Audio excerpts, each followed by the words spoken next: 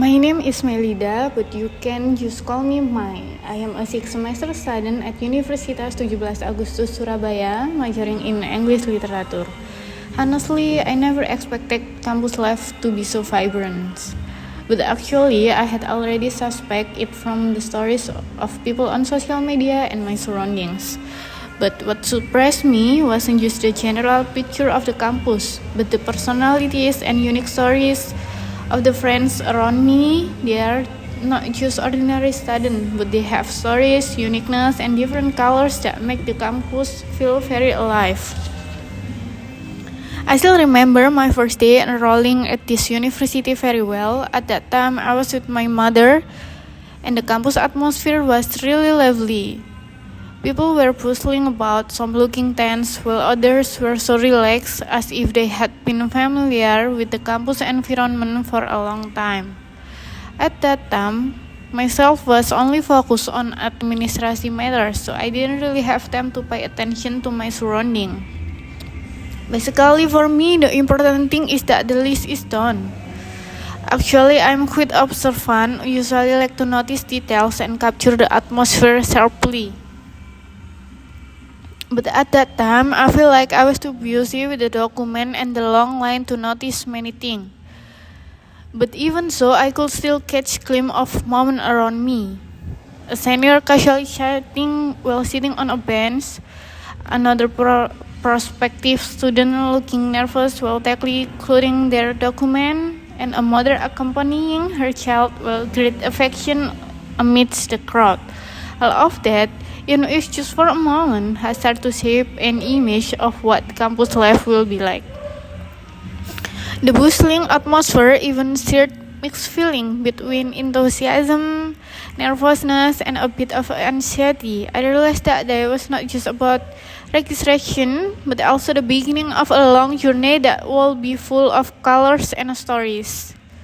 Long story short, before officially starting college, I had already joined the WhatsApp group for new students in English Literature major. The group was super lively. Everyone was really excited to meet for the first time. I remember the moment when we planned to get our student ID cards together and also open a bank account. At that time, I was still awkward, but well, I just went with the flow. When we met in person, it turned out my friends were really lively. Seriously, they are the type who can sit still, always talking, something jumping from topic to topic without any clarity. I am the type who is a bit quiet and lacks to observe first, so at first I felt out of place. It felt like a small fish in a sea full of active sharks, but among all those people, there was one who immediately caught my attention and just feel connection. I don't want to mention her name, but if you know, you know. She's really charming. She easily gets along with anyone, always become the center of attention, and for some reason, she has a dominant aura that makes people comfortable. Maybe it's because she also likes to joke around. I usually have a hard time getting close to new people. Actually feel quite comfortable talking to her.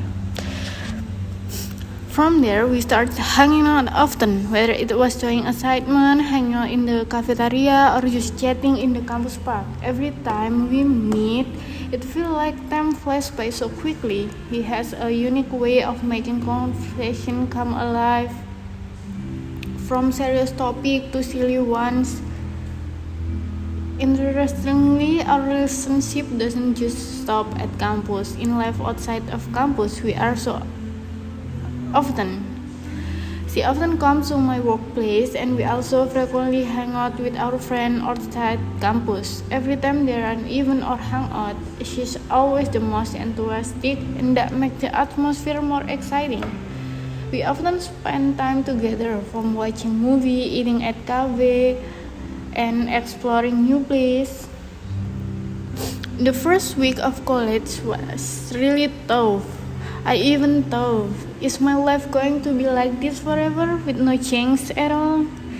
Just imagine, every day I have to wake up at 5 a.m. After waking up, I immediately head to campus to participate in the new student orientation event. The event sometimes never ends. It can go on until 4 p.m. Imagine from morning till afternoon just sitting and listening to speeches, introductions, and various events that actually make your head itch. Not to mention having to smile and try to be active every time there are question and answer session or ice breaking. I try to participate, even though inside I feel like screaming, "Please, I need a break." It feels like being in the middle of a crowd but still feeling alone. Everyone look enthusiastic while I'm struggling to stay focused and not dust off in my set. Well, right after the event, I headed straight to my part-time job until 10 p.m. It exhausting is double, both physical and mental. Sometimes I feel like my life is just the same old thing. Wake up, go to class, work, sleep, and then repeat. It feels like being a robot who doesn't have time for themselves. I still vividly remember the time of the major introduction.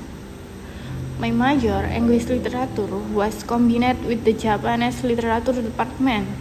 Well, what confused me is that the commit from the Japanese Literature department really love karaokeing Japanese songs. And not just in small room, they karaoke in front of all the new students. Imagine, I had just met them. And suddenly I was treated to a karaoke performance of super energetic and spirit Japanese song. I immediately thought, did I choose the wrong major? Because I, who usually prefer calm and don't really like crowds, suddenly feel very uncomfortable. The atmosphere that was supposed to be an introduction moment ended up making me feel alienated. My energy was completely drained. I, who had been tired since morning, had to face such an atmosphere, make me even more exhausted and wanting to escape quickly. But yeah, I just endured it because I realized this is just an introduction phase. In those early weeks, I often feel mixed emotion. On one hand, I'm excited because I can finally go to college and have a new opportunity. But on the other hand, I also feel overwhelmed by all the routines and the new environment that I didn't expect. Every time there's a karaoke session, I try to smile and clap along, even though deep down I feel like hiding in a corner of the room. However, behind all that, I'm starting to realize that everyday experience, whether enjoyable or stressful, is a part of the adaptation process. Maybe someday I'll be able to enjoy moments like that and even sing along with them. Honestly, my campus life has been pretty much the same until now. No big dramas, no super wow events. There is actually something, but I don't want to discuss it further because what the point? Let the past remain in the past. I just become more aware of people's behavior and more cautious in making friends. Because as people say, campus friends should only be friends on campus. Sometimes I think am I not brave enough to try new things? But it turns out, even though it seems ordinary, there are many small things that teach me a lot about life. For example, from daily interaction with friends, I learned about honesty, tolerance, and how to communicate well. Every conversation, no matter how trivial, can be a valuable lesson. Fourth semester, I joined the student organization of my major. At first, I was really hesitant. I thought, how am I going to manage my time between college, work, and organization? Will I be overwhelmed later? Honestly, I'm really afraid I won't be able to give my best in one of the fields. But my friends really like to push me. They keep urging me to try. They say, step out of your comfort zone for once, Mai. Who knows, you might find something new and exciting. Well, Well, with a heavy heart, I joined. At first, when I joined the organization, I was quite excited. I met a lot of new people who have the same interests and goals. I also learned a bit about leadership, teamwork, and the importance of contributing to the surrounding environment. We participated in various events. The only one I joined was a somewhat boring seminar, but the knowledge was quite good. This experience have made me a bit more confident and aware that I have some soft skill that I hadn't realized before. But to be honest, I haven't really developed much in this organization. Why? Because I really join gathering and participate in activities. The classic excuse, no time, when with between class, work, and sometimes family matters. Sometimes I also have outside work. I really don't have time for full commitment to the organization. Sometimes I feel guilty toward the other commit member. They have been working hard to prepare the event, but I can only help a little. I really want to be more active, but the reality is just tough. I realized that I am not the type of person who can give 100% in every area. I have priorities that I need to maintain, and sometimes that means I have to sacrifice other things. Maybe this sounds selfish, but I realized that if I force myself to join all the activities, I end up stressed and unable to perform at my best. Even though I'm not very active, I still try to contribute as much as I can. In my fifth semester, I decided to switch to evening class. The reason is simple. I joined an internship program that conflict with the morning class schedule. I'm not alone. Many friends also switches to evening class for some reason. Internship, part-time jobs, or family matters. So it feels lighter because I know I'm not the only one who has to adjust. At first I was a bit nervous too because the atmosphere in the evening class is very different from morning class. Night class students are usually more mature. Many of them already have jobs, and some are even much older than me. They come to class wearing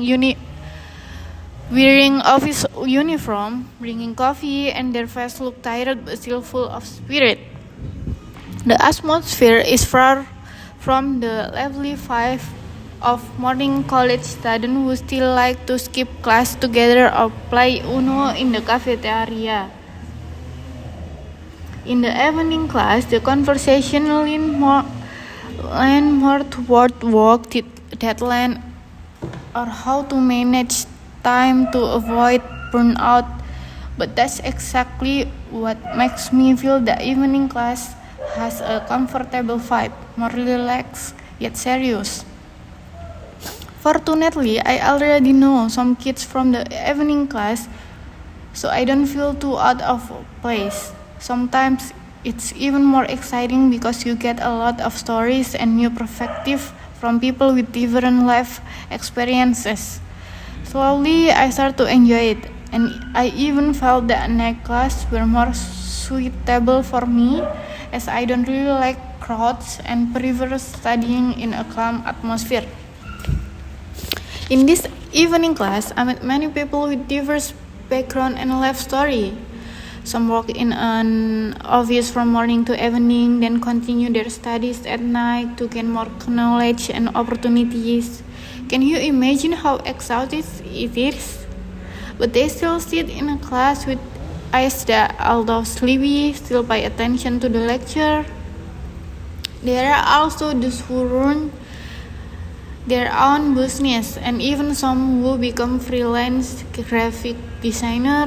They manage their own time, sometimes coming to class till busy, replying to customer chats, or revising design. From them, I learned many things, not just about hard work, but also about determination and how they survive amidst the demands of the times. I start to understand how those people live their life in their own ways, which sometimes is very different from what I imagine about students in general. What I used to think was that students has just assignment, classes, and leisure time, but it turns out it's not that simple for many people. They have their own struggle, their own priorities, and of course, dream they pursue in their own way. Some want to graduate quickly to get a promotion at work, some study for their parents' dreams, and some learn because they genuinely enjoy it. Even after a long day at work, from there I realized that life isn't just about having to graduate on time or having good grades, but also about growing and keeping on moving, even if it's slow. In the morning class, it's actually the same, as you could even say it's more diverse. Many students come not only from Surabaya but also from various regions in East Java and even from outside the island. They come with different accent, unique life story, and perspectives that I sometimes never thought of before. There are those who just graduate from high school, still full of enthusiasm and idealism, bringing colorful notes, diligently sitting in the front. There are also those who have been working for several years, then decide to go back to school for the dreams that were once postponed. Their age also varies. Some are my age, some are older, and some are younger, but their mindset feel much more mature. What's interesting in that their goals and desire are also different. Some study because it's their passion, the type whose eyes light up every time a lecturer or professor talk about something new, who always get excited during discussion. And there are those who study because of family pressure, but they still try to enjoy the process, even though sometimes they look tired or lost. There are also those who study because they want to get a degree to improve their career. Usually, there are the realistic type, know what they want, come to class with clear goals, and don't create too much drama. I start to realize that everyone in that room carries their own burden.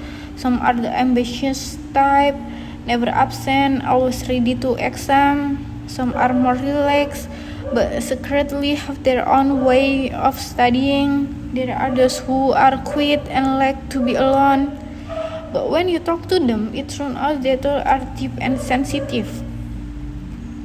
There are also those who are family and always act as mediators when the class starts to get tense to do to group assignment debates. The longer I stay in this environment, the more I understand that college is not just about academic, it is also about understanding other people with their complex tribe, layered life goals, and the way they survive in a sometimes unfair life. Behind the small smile during attendance, there are those who are struggling to pay for their own tuitions. Behind the laughter while hanging out in the cafeteria, there are those who secretly feel lonely in this big city. But they keep coming, keep studying, keep trying to grow, and that, for me, is far more valuable than just a grade on the report card. I'm quite observant. Not only do I pay attention to my classmates, but also to the small things around campus. Even though I'm not the type to be close with everyone, I'm also not someone who is indifferent or ignorant toward the environment. Sometimes during a class break or while walking to the class, I intentionally slow down my pace and start observing. I like watching people pass by, how they walk, how they chat with their friends, the way they laugh. Even their style of carrying bags can be something interesting to observe. If you're observant enough, you'll definitely find a wide variety of scenes, starting from students casually sitting on the park bench while snacking and using their phone to those who are very busy with laptop and pills of excitement. Some have cheerful face while others look tired and seem to want to hurry home. One of sight I see most often is students hanging out during class break. Usually they gather with their own circle. Some are really lively, laughing and chatting about Korean dramas, politics, and even about the strict professor. But sometimes in the midst of the crowd, I can see one or two people sitting a bit awkwardly, laughing along but looking empty, as if they were there just because they had no other choice or because they were afraid of being considered strange if they suddenly left. I once talked to one of my friends, or maybe this is also a bit of my personal story. He say he often feel out of a place with his circle, but he stays because he is afraid of losing social connection. Afraid that if he leave, he won't have anyone else. From there, I realized that behind the laughter and jokes that sound fun, sometimes there is an invisible sense of loneliness. On the other side of the campus, there are group of students practicing extracurricular activities until late night. They are very serious about pursuing their goals, wanting to become more skilled, more proficient. They are theater kids, rehearsing drama with costume and script that are already worn out from being used repeatedly. There are also the music team practicing for the campus concert, carrying heavy instruments up and down the stairs. I admire them. Dedication is extraordinary. Training is not just about physically but also about mental strength, commitment, and spirit. If you pass by the gazebo in the evening, there are usually groups of students having organizational meeting. Their conversations are serious, sometimes debate, sometimes laughing together. They look like a small family, having the same vision but still human, with all the different in opinion. Sometimes they get tired, but they still show up. Some are working on assignment, some bring two sachets of coffee to stay awake through the long night. The campus library also has its own rhythm. This place has become an escape for many students, whether to find references, work on their thesis, or just to find some peace. The atmosphere is quiet but full of energy. Some students are very serious, discussing while flipping through journals. Some others fell asleep in the corner of the table, still tired from staying up late night due to part-time work or finishing a deadline. I sometimes sit there too, not always to do assignment, but just to soak in the atmosphere.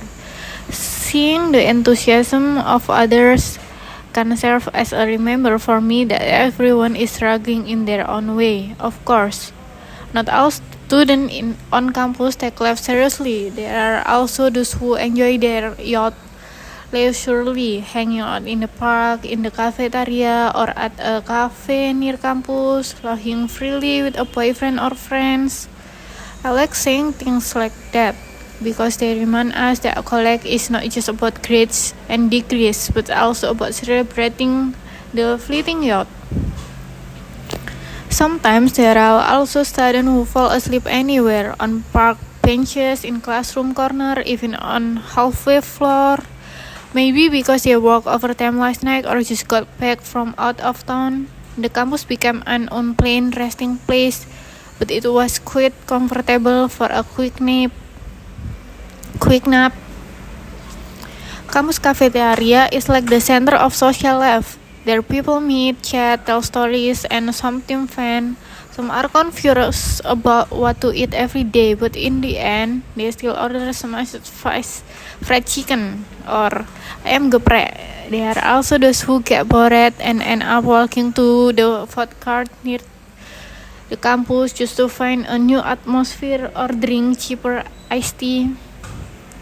In the area near the cafeteria, the boys usually gather, smoking, bringing guitar, singing melancholic indie songs or old song they know by heart. Sometimes it gets lively, but it also creates a warm atmosphere. Places like this are important, not just for relaxing, but also for healing from academic pressure, from life problem, or simply from boredom. The student center is quite interesting. I often see people hanging out there. Sometimes bringing documents, sometimes just sitting around chatting. I don't know exactly what activities they engage in, but I believe it's all part of their effort to find a home on this campus, a place where they can feel seen, heard, and accepted. Sometimes I think all the place from the park, cafeteria, library to the gazebo have their own pulse of life. Sharing fragments of stories from hundreds of students who come and go every day. Each of them is a small world struggling, loving, tired, and hopeful. Campus for me is not just a place to study. This is a space where I met many people, many live, and many versions of struggling. And I learned that growing up doesn't always have to be dramatic. Sometimes it's enough with simple things, listening, understanding, and accepting the reality that everyone, including me, is walking in their own way.